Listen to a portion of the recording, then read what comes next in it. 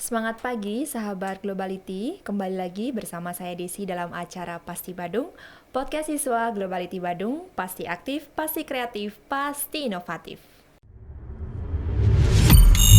Pasti Badung, podcast siswa Globality Badung.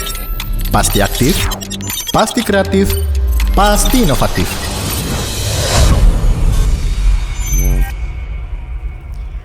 Sahabat Globality, pandemi menyebabkan banyak perubahan dalam kehidupan kita, terutama dalam dunia pendidikan. Yang awalnya kita sempat pergi ke sekolah dan belajar secara langsung, tapi pada saat pandemi kita harus melaksanakan pembelajaran secara daring atau online. Nah, begitu juga dengan media pembelajaran, yang mana sudah beralih yang awalnya dimediakan melalui kertas, sekarang beralih melalui media-media teknologi lainnya. Nah, bagaimanakah pendapat dari narasumber kita terhadap hal tersebut? Jangan lupa tonton videonya sampai akhir. Dan langsung saja kita sapa. Terima kasih sudah hadir Bapak DRS I Gusti Made Bawoswaryo MPD. Semangat pagi. Semangat pagi. Oke. Nah, sahabat Globality, Bapak Gusti nggih. Pak Gusti niki merupakan pengawas sekolah di Disdikpora Provinsi Bali, khususnya sekolah SMK. Betul Pak nggih? Betul, Bu. Oke. Pak Gusti bisa diceritakan sedikit nih karirnya sampai akhirnya menjadi seorang pengawas di Disdikpora Provinsi Bali. Tidaklah adalah hal yang instan gitu Pak ya. Seperti Betul. apa? Mungkin bisa diceritakan sedikit seperti apa? Baik Bu Desi, terima kasih atas kesempatannya. Khususnya Khususnya kepada SMK TI Blegol Badung ya, yang sudah memberikan kesempatan kepada saya pribadi khususnya sebagai pengawas komprehensif di sekolah ini untuk sharing pendapat lah terkait dengan digitalisasi pendidikan kita. Jadi sedikit lihat singkatnya, sebenarnya bukan singkat sih Bu Desi, kita sudah mulai sejak tahun 93, saya tamat sarjana ya, di bidang pendidikan teknik elektro. Ya mesti karena jasa kita di FKIP atau Fakultas Keguruan Ibu ya, mau nggak mau harus jadi guru. Iya betul. Padahal niat saya cita-cita dari awal nggak pernah pengen jadi guru Ibu. Lalu, saya orang pendiam, saya orang pendiam. Cita-cita kita ya nggak punya cita-cita orang desa Bu. Jadi orang desa dulu nggak punya cita-cita lah kita ya, karena sadar dengan kondisi gitu Bu ya. Jadi saya orang Petang, lahirnya di Petang pada tahun 68 yang lalu Bu. Jadi ya karena saya punya ijazah SMK, mau nggak mau tahun 94 saya mulai, tahun berikutnya mulai mengabdikan diri sebagai guru honorer. Guru honorer. Di beberapa tempat Ibu, bukan hanya di satu tempat gitu. Karena beberapa waktu itu sangat langka guru-guru kita di bidang kejuruan Bu. Oh gitu. Sangat langka, hampir semua sekolah membutuhkan guru kejuruan. Di SMK Negeri 1 Kuta Selatan, saat awalnya berdiri juga dia mengabdi di sana tahun 97. Di SMK Rekayasa juga dia mengabdikan diri di tahun 94 ya. Di SMK Nasional, ada di BPL Tirakos juga. Jadi 4 lembaga saya lakonin dalam tahun yang bersamaan sempat mengajar 70 JP per minggu Ibu. Waduh. Jadi guru kita sekarang mengajar 40 JP udah mengeluh gitu Pak ya. Nggak bisa, harus kita semangat tetap. Iya betul, harus sat gitu ya. Ya, di balik pengabdian itu ternyata Astungkara kita puji syukur Bu. Tahun 98 saya diangkat sebagai guru tetap di SMK Negeri 1 Kuta Selatan. SMK Negeri pertama di Badung Ibu ya waktu itu. Oh di Badung pertama. Kuta Selatan. Ya, seiring perjalanan, singkat cerita tahun 2006, 8 tahun kemudian gitu 8 ya. tahun kemudian. Saya dipercaya oleh kepala sekolah waktu itu Pak Ketut Widya Astika, mantan Kadis Badung, Ibu mungkin kenal ya. Mempercayakan dia untuk pindah ke SMK Negeri 1 Kuta Selatan Ibu. Ke SMK Negeri 1 Petang. Oh, kembali ke kampung jadinya. Kembali ke kampung Ibu. Jadi kembali ke kampung membangun SMK Negeri 1 Petang. Saya sempat tolak Ibu, loh Pak Kepala kenapa saya harus pindah ke Petang? Basic saya kan listrik. Saya udah dengar sih di sana mau buka sekolah pertanian gitu Bu Desi. Jadi kan saya tidak ada alasan pindah ke sekolah pertanian sebagai seorang listrik gitu. Iya betul. Gak bisa ngajar siapa suruh gue jadi guru. Saya tugaskan gue jadi kepala sekolah, itu kaget saya Bu. Tahun baru 8 tahun jadi guru sudah ditugaskan jadi kepala sekolah dan sekolah baru Ibu. Iya betul. SMK Negeri Petang, sekolah kedua yang negeri di Badung Ibu. Letaknya di ujung utara, Kabupaten Bagong ini. Akhirnya? Ujung keris. Akhirnya ya seiring perjalanan ya luar biasa sih tantangan yang kita dapatkan dan peluang memang harus ditangkap gitu Ibu, orang bilangnya. Karena kesempatan datangnya sekali orang bilang. Iya, jadi jangan disia-siakan gitu Ibu. Ya. Jadi saya lakoni, saya terima, memang kalau patut percaya kepada saya gitu. Betul. Akhirnya saya di SK-kan oleh Pak Udi Badung sebagai Kepala SMK Petang per 17 April 2006 Ibu. 2006. Sampai saat ini sampai 2015 tentunya Bu, karena kan Ibu 2015. udah paham betul juga kan syarat seorang kepala sekolah di satu satuan pendidikan kan maksimal 2 periode Bu, Iya, 8 tahun betul. jadinya gitu. Saya udah overload lagi setahun Bu, Perlu. sehingga mengamar atau memohon sebagai pengawas sekolah gitu Bu, tahun 2015 yang lalu. Oke. Sampai Sampai saat ini. ini menjadi pengawas SMK. Oke. Jadi sudah lama berkiprah di dunia di sekolah SMK Pak ya, jadinya Cukup tahu lama. ya. Dari siswa juga siswa SMK, saya alumni Iya, SMK benar, Negeri benar. Student Pasar Ibu. Sudah tahu seluk-beluknya sampai akhirnya dipercayai untuk menjadi pengawas gitu. Nggih, kurang Oke. lebih begitu Bu. Oke, kurang lebih begitu. Nah, katanya ini Pak Gusti ini punya website pribadi ya? Aduh, ini sebetulnya ya keinginan lama yang baru kesampaian Ibu. Saat saya di Petang kan karena terpaksa wajib kepala sekolah itu mengajar Bu, 6 JP, jadi saya harus mengajar KKPI zaman dulu namanya. Keterampilan komputer dan pengelolaan informasi. Oke. Nah, saya banyak belajar tentang komputer Ibu, otodidak juga. Otodidak. Karena harus dipaksa mengajar komputer, tak ada mengajar listrik di sana Bu. Kalau Oke. listrik saya berani adu lah mengajar Oke. listriknya gitu ya. Bahkan saya pegang strum pun tanpa kena strum bisa Bu. Oke. Gitu. Kalau Ibu mau belajar silahkan nanti Bu. Jadi begitu. Oke, website punya website juga. Website akhirnya ini juga korban Bu. Korban? Dampak positif dari pandemi Bu. Oke deh. Artinya apa?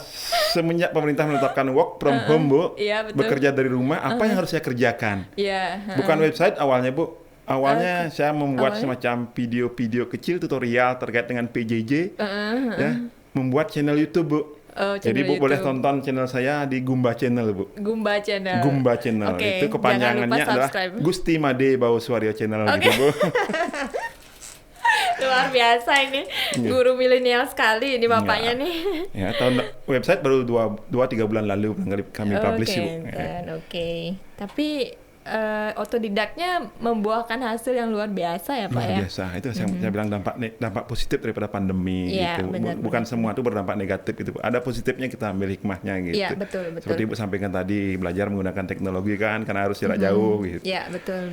Itu pun akibat hasil pantauan saya selaku pengawas Bu di sekolah binaan pada masa pandemi di tahun 2020 ya. Iya, Kita mulai pandemi 2020. tepatnya mungkin 16 Maret kita WFH Bu. Iya, betul. Saya ingat betul UN pertama SMK rencananya waktu itu. Saya masih ingat betul sampai sekarang. Kita tidak jadi UN Bu hari itu. Nggak jadi UN. Karena belajar dari rumah gitu. Iya, Pantauan oke. saya melihat loh kok banyak sekali, beragam sekali guru-guru kita menggunakan aplikasi ya untuk melaksanakan PJJ. Sebagian besar sih betul. WA waktu itu Bu ya, Iya, WhatsApp betul. group gitu. WhatsApp group. Nah, di kemudian sini saya ada tertantang Zoom. membuat video-video tutorial terkait dengan pengelolaan PJJ. Oke. Lahirlah Gumba Channel gitu Bu ceritanya. Oh gitu. Itu pun saya belajar sama anak saya Bu. Kebetulan anak saya jurusan teknologi pendidikan di Undiksa Singaraja. Oke, Yang waktu itu baru semester 4 Ibu. Oh, tapi sekarang Sekarang baru semester 6 mereka. Setahun lalu saya belajar. oke, sekarang Gitu. lebih canggih Iya. adiknya nih.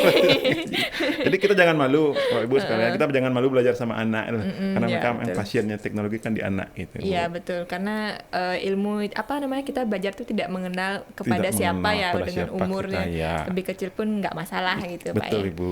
Oke, kembali lagi pada topik Bapak. Ya. Bagaimana pendapat Bapak nih Kim mengenai digitalisasi dalam dunia pendidikan saat ini, terutama dalam lingkup sekolah SMK. Iya betul. SMK sebetulnya kan sudah identik dengan teknologi Bu ya. Nah, betul. Kalau kita bicara SMK sekolah menengah kejuruan gitu Bu ya.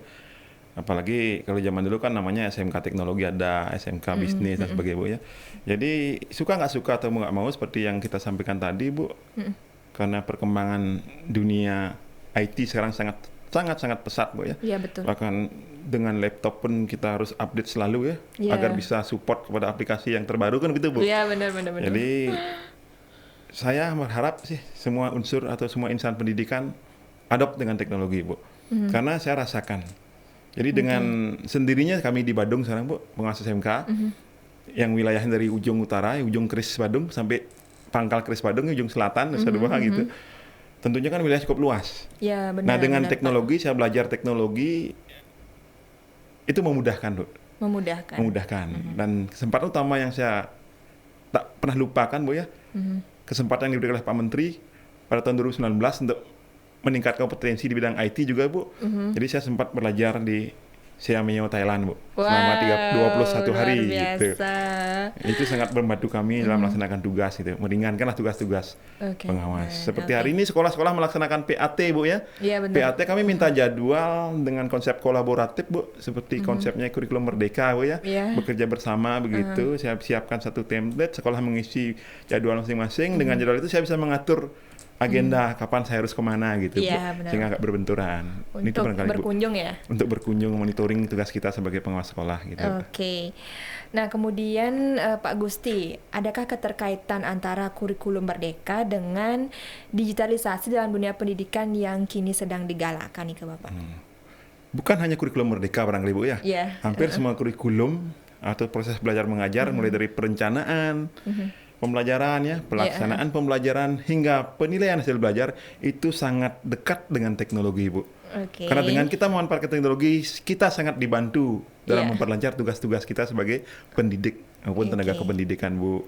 Contoh kecil barangkali, Bu ya, contoh kecil misalnya dalam pelaksanaan PAT tahun ini, Bu. Saya juga sempat membina guru-guru di bidang akademik ya, terkait dengan bagaimana mengelola akun belajar yang diberikan kementerian kita. Membuat soal PAT berbasis akun belajar dengan Google Form. Jadi mereka kan sangat praktis, Bu. Jadi begitu siswa submit atau mengirimkan jawaban kan nilai otomatis sudah membantu sekali nih Pak. Gitu. Jadi nggak perlu lagi seperti zaman dulu kita harus ambil obat mamuk ya di bolong-bolong kertas. Itu saya diketawakan dulu, Bu, di Thailand waktu itu. Indonesia masih pakai begini loh sistemnya gitu dulu ya. Zaman Tiang jadi guru begitu, Bu. Jadi LJK atau lembar jawaban kita bolong-bolongin kan ditempel dengan jawab siswa. Nah, itu ya kalau ini janganlah bicara begitu, Bu. Kita harus pakai teknologi. Gitu. Betul. Sangat terkait, Bu. Apalagi kurikulum merdeka, Bu ya. Jadi pemerintah kita kan Kementerian Pendidikan khususnya, Bu ya, memberikan keleluasaan penuh, kemerdekaan penuh kepada satuan pendidikan. Karena pengalaman tahun sebelumnya kurikulum 2013 kan mereka sepenuhnya diatur oleh pusat, Bu ya. Mulai dari SKL, KIKD dan seterusnya. Nah, sekarang dengan kurikulum merdeka sekolah diberikan keleluasaan bermitra dengan Dudika, Bu. Dunia usaha, dunia industri, dan dunia kerja. Tentang kompetensi apa sih yang dibutuhkan di kompetensi ini, misalnya kalau kita di sini kan multimedia. Nah, multimedia itu apa-apa yang dibutuhkan oleh dunia industri. Jadi kita bersama-sama menggarap kurikulum kita, Ibu. Kompetensi apa yang harus kita siapkan anak-anak didik kita sehingga dia kompeten di akhir masa pembelajarannya di SMK begitu. Begitu. Informasi yang luar biasa sekali ini, karena saya juga kurang tahu nih jelasnya kurikulum merdeka itu seperti apa. Kemudian mengenai digitalisasi dalam dunia pendidikan nih ke Bapak, apakah yang harus dipersiapkan atau diperkuat dari sekolah sendiri dan juga tenaga pendidik khususnya untuk menghadapi digitalisasi dalam dunia pendidikan? Ini penting, Bu. Tahun 2020 sudah saya sampaikan kepada guru-guru binaan saya ya terkait dengan PJJ. Ya, beberapa infrastruktur ya, sarana-prasarana itu lengkap, misalnya fasilitas infrastruktur, Bu, ada jaringan WiFi, ada alat ya, apakah itu laptop atau komputer atau gadget gitu, Pak, atau HP begitu, Pak. Yang poin utama yang saya tekankan adalah tanggung jawab personal ini, Bu. Antara pendidik dengan tenaga pendidikan termasuk peserta didik. Tanggung jawab seperti apa nih ke Bapak? Tanggung jawab dalam pemanfaatan teknologi ini. Jadi kita kan pernah dengar, Ibu, dunia internet kan ibarat pisau bermata dua. Iya, betul. Nah, pintar-pintarlah kita memilih menggunakan pisau mata yang mana gitu, Bu ya. Betul. Tentunya kan yang positif kita harapkan begitu. Jadi di era digitalisasi ini saya masih miris mendengarnya kalau ada sekolah melarang siswa bawa HP. Tidak boleh bawa HP. Nah, itu mungkin keliru, Bu. Artinya kita kelola fasilitas anak-anak itu untuk dimanfaatkan dalam rangka meningkatkan kompetensi mereka begitu mestinya, Bu. Bukan melarang mereka membawa. Ini dunianya mereka sekarang kan. HP ini dunianya anak-anak gitu, dunianya passionnya mereka gitu. Tapi kan ada beberapa siswa itu kadang tidak mau mendengarkan gurunya pada saat berbicara. Gimana nih Pak? Karena sibuk dengan dunianya sendiri. Inilah kita kelola, artinya kita kelola teknologi atau yang mereka miliki dimanfaatkan dengan benar. Jadi kita memberikan penugasan tertentu ya, sehingga mereka sibuk mencari sesuatu sesuai dengan tugas yang diberikan oleh Bapak Ibu guru. Nah, di zaman sekarang kita kan memang kalau kita bicara istilahnya ceramah ya kepada pendidik udah nggak nyaman, Bu. Memang anak karungu nanti. Jadi berikan dia kesempatan. Jadi merdeka belajar, Bu. Jadi tantangan kita berikan kepada mereka. Kita berikan mereka tantangan gitu loh, Bu. Untuk mencari sesuatu, mencari informasi terkait dengan kompetensi yang mereka pelajari begitu.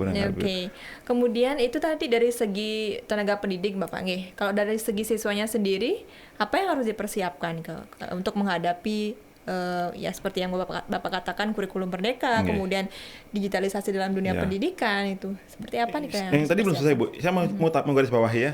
Yang tadi saya bilang alat lengkap, sarana lengkap, wifi ada gratis. Yang utama adalah perubahan mindset kita, Bu. Seperti jadi, apa nih, Kak? Mulai dari kepala sekolah, guru maupun tenaga pendidikan. Mindset untuk mau berubah itu, Bu. Berubahnya tidak masuk ke dalam zona nyaman. Berubah tadi misalnya dengan konsep awal-awalnya kita kan seperti Ibu bilang tadi, sebelum pandemi kita masih biasa belajar dengan tatap muka. Penilaian dengan paper based gitu kan, ya, berbasis kertas. Kemudian pemanfaatan teknologi sangat minimal kan gitu, Bu. Nah, perubahan mindsetnya bagaimana kita mau berubah? Berubah ke arah yang lebih baik tentunya, Bu, ya. Iya, betul. Dengan pemanfaatan teknologi ini. Itu mindset, Mak. Karena beberapa sekolah binaannya juga sampai hari ini juga masih ada paper based, Bu. Saya nggak sebutkan nama sekolahnya gitu. Masih ada, masih nyaman ada, mereka. Berarti. Itu kan mindset, Bu. Mau berubah. Orang bilang sih perubahan itu abadi, tapi banyak juga orang nggak mau berubah. Apalagi mereka sudah masuk ke zona nyaman.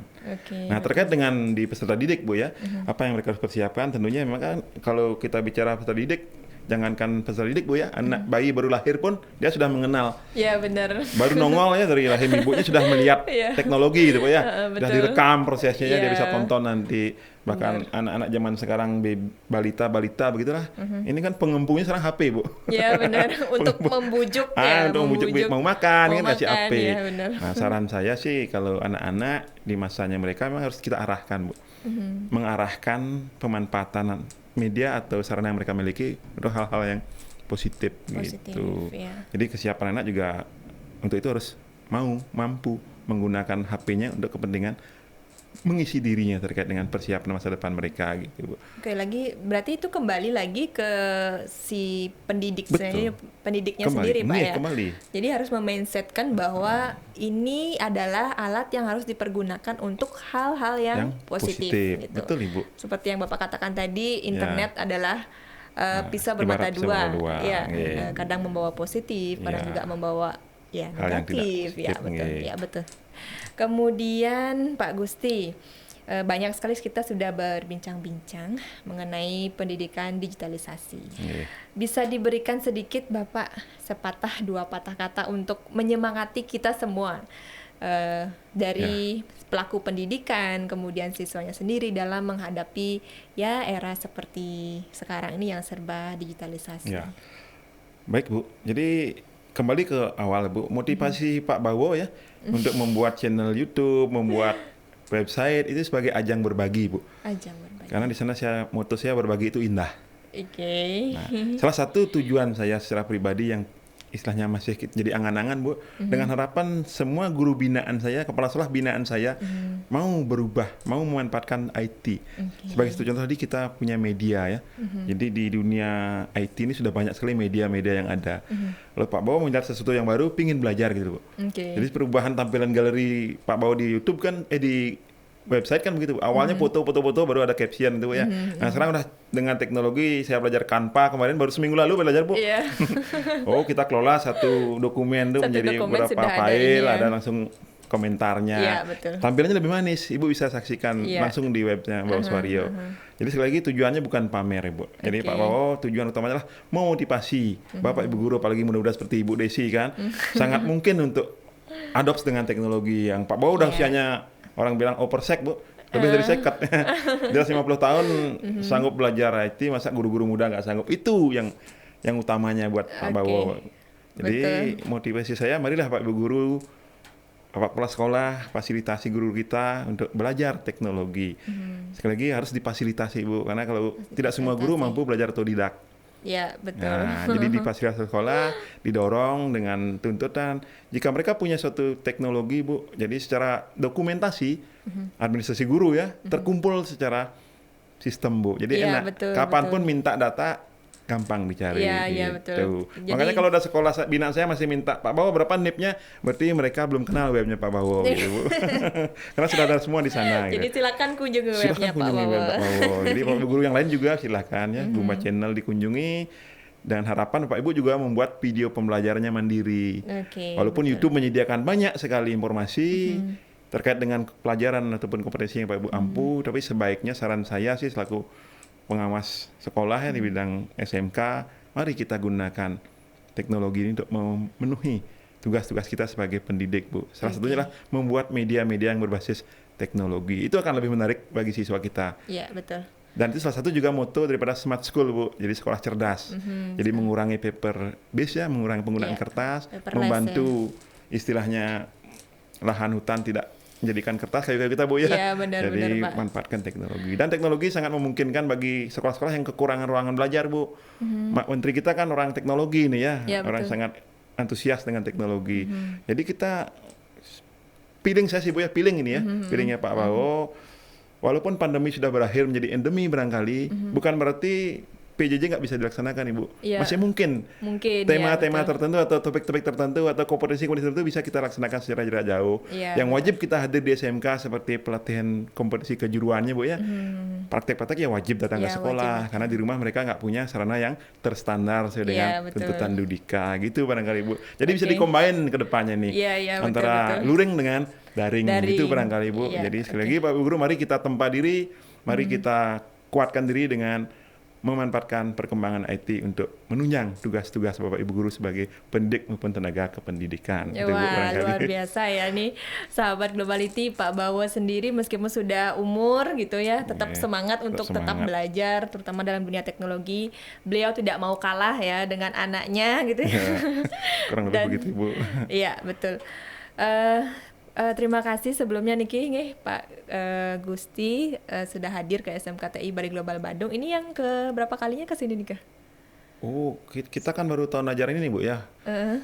Saya nggak hafal, kurang lebih 3-4 kali sudah sini, Bu ya. Oke, sudah 3-4 kali ya. Dan terima kasih kembali juga atas kesempatannya Ibu Desi berbicara di studio baru ya, podcast-nya SMKTI Global Bandung. Semoga SMKTI Bari Global Bandung semakin jaya gitu ya. Terima kasih Bapak. Semoga kita bisa ngobrol lagi di lain kesempatan, mungkin Paknya di lain waktu. Siap. Jadi untuk acara kita pada siang hari ini sudah sedemikian Bapak. Kita izin untuk tutup. Silahkan, Bu. Oke, sahabat Globality, itulah tadi perbincangan saya dengan Bapak I Gusti Made Bawo Suwaryo. Sampai jumpa di video kita selanjutnya. Jangan lupa subscribe, like, komen, dan share video-video kita yang lain. Thank you. Pasti Badung, podcast siswa Globality Badung. Pasti aktif, pasti kreatif, pasti inovatif.